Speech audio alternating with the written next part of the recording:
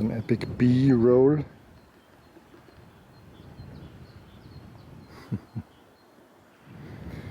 Welcome guys to this review of the GepRC Mark4, a 5-inch 6S version, converted from analog to digital for obvious reasons, but I tried. But first let's take advantage of this nice location.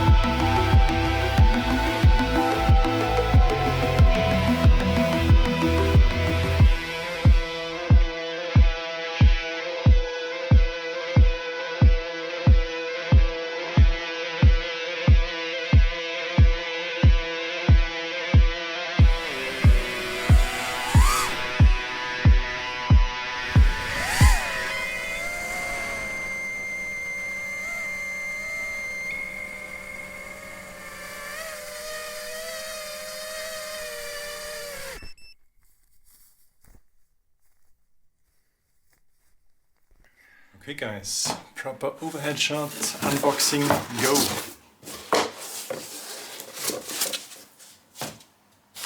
It comes in this funny plastic bag thing once again.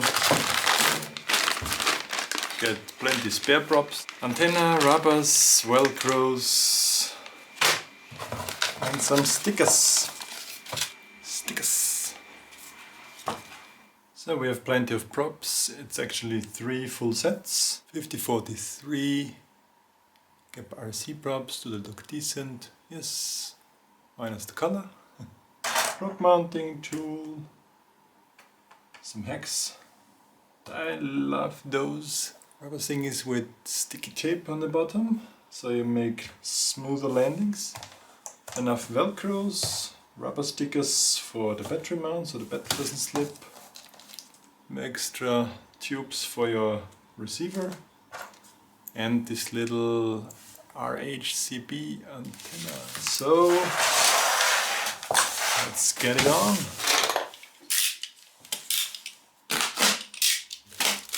Not so satisfying as I thought. The frame looks decent. The carbon edges are smoothened, rounded. The GepRC branded 2306.5 motors, 1850 kV on 6S. Bottom.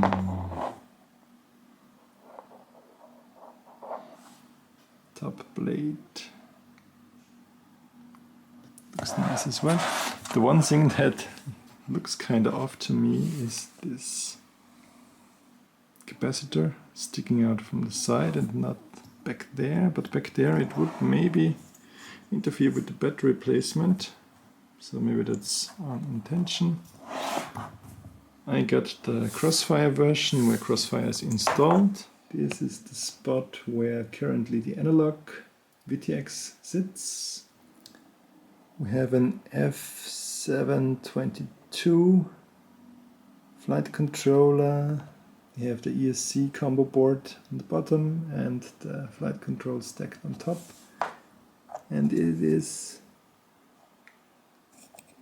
soft mounted against vibrations, which I fancy is good.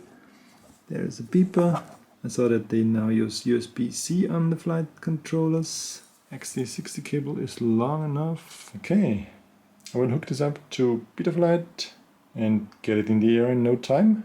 But I will have to use my old Fat Sharks. Binding the Crossfire receiver was quite easy here. The bind button is on the bottom, which is thoughtful enough. Half an hour of playing around in Betaflight, setting up my modes, the OSD and so forth, which was very pleasant experience at all. It's now ready to take off. My version came with Crossfire and analog video and 6S, and I want to try this out before I swap it to DJI. So join me on the flight.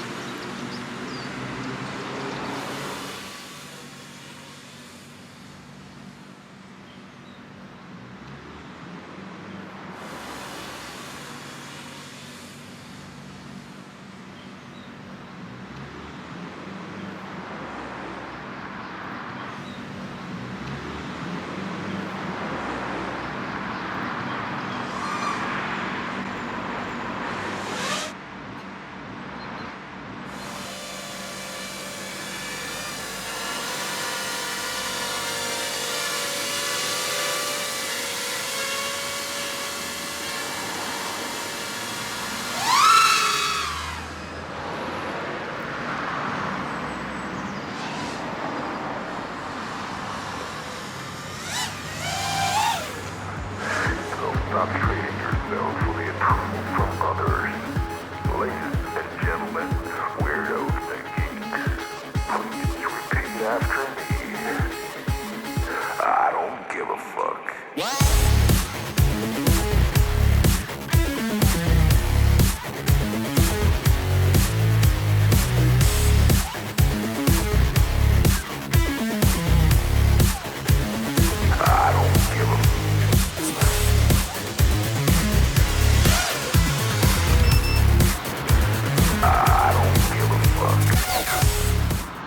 liking it. Firstly, we know that the DJI cams are a bit wider, so it's a tight fit. And the standard DJI cable is just about long enough. I have it just sitting on the screws that held the old VTX, and I will zip tie it around. There is a plug, and I soldered this cable through these ports here. Volts, ground, RX, TX.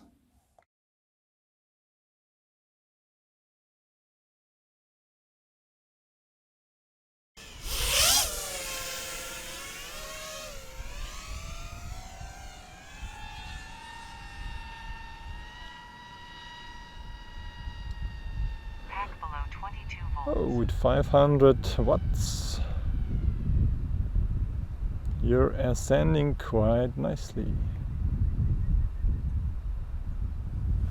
I always want to do this in at least one pack, get some air and enjoy the view from up there. Ooh, is this trippy?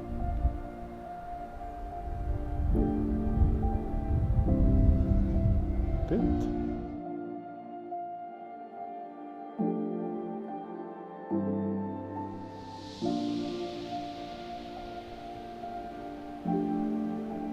Speed is nicely perceived when you're flying low on the ground or over buildings.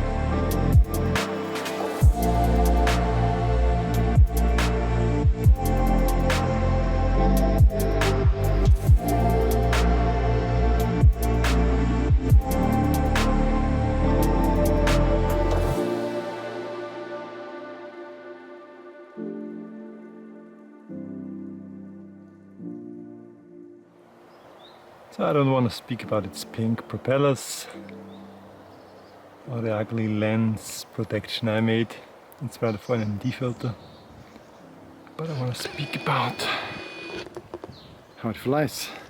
And it flies like on rails, really. See? From the right angle it looks quite edgy and dangerous. And sometimes it's just dangling around with its invisible battery. So I definitely enjoyed test flying this copter for you. It was not only for you, that's for sure. I'm a total pro, I can look against the sun with not staring weird. I was still nervous. Insta SMO worked like shit, like not really that well. I was up on the cliffs twice. It flew out of the box very well. I tuned it just to my likings. I just set up the rates a bit more aggressive, and I set up the OSD, and of course I changed it to DJI HD because I'm just not really good at flying analog, not used to it, getting nervous if it gives you these little interferences. No, not for me, sorry, spoiled. The installation of the Vista was very easy. There is an HD version with the full-size air unit. Vista is totally fine in there. But again, let me know in the comments, how much do you miss like 4K footage? Because I really enjoyed flying with the 50 Mbit DJI DVR, or using the DVR footage for you last year a lot. It makes it so much more easier for me, and it's decent enough, question mark, footage. Of course, if I fly up higher to some epic or scenic mountain ranges, I would probably use a GoPro anyways. Build quality just feels very fine, very sturdy. I didn't crash yet. It's very rigid. The range with this little Caddx antenna, of course, is not optimal. I maybe will use one of those longer antennas. It's a decent option if you're lazy like me and don't want to build these things. Just buy them, like 230 bucks with a Crossfire. With the upcoming DJI FPV super duper thingy, how much are those things worth anymore? Let me know in the comments. Do you plan to upgrade to the DJI wonderful thing? I certainly do. I ordered one already. Do we need things like GoPros anymore? Friends even told me those pink propellers, they are very well visible, so I will keep them until they are broken. One of them broke because it was mounted the wrong way. Little mishap there. But all in all, very nice copter. Very much looking forward to fly with this thing as much as I can. Thanks a lot for watching. Hope it wasn't too boring. Consider subscribing if you found my channel just by searching after these things. I review a lot of stuff, but I review only stuff that I like, that I will use. So no just product showcases and fake opinions. It's all real opinions here. I'm not sponsored. I sometimes get things like this from Banggood for free, but this will not alter my opinion. I do not get affiliation provision or some money if you buy it, so decide for yourself if you buy it.